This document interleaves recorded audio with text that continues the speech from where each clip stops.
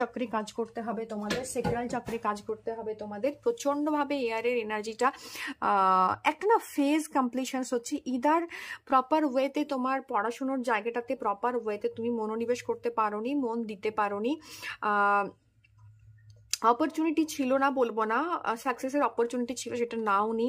আর একটা কিছু না কিছু ফেলিওর তোমার লাইফে ঘটেছে, और ব্যাকগ্রাউন্ডে কিছু না কিছু চ্যালেঞ্জেস ফ্যামিলি রিলেটেড জায়গা থেকে প্রচন্ডভাবে ডিস্টার্বড হয়েছো, বা তোমাকে একসাথে পড়াশুনো এবং জব করতে হচ্ছে, যে কারণে জবটাতে পড়াশোনায় মনোনিবেশ করতে পারোনি এবং নিজের এনার্জিটা ভীষণভাবে ডিস্টার্বড হয়ে আছে। প্রচন্ড একটা উন্ডেড এনার্জি, প্রচন্ড একটা এক্সস্টেড এনার্জি তোমার আশেপাশে রয়েছে। সো এডুকেশনের জন্য তোমাদেরকে আমি ডেফিনেটলি বলবো যে একটু ব্যালেন্স করে চলো। তোমার এখন না এই মুহূর্তে তোমার মেন প্রবলেম হচ্ছে তোমার ইমব্যালেন্স। তুমি একদিকে ভীষণভাবে ফোকাসড হতে গিয়ে আরেকটা দিক কোনো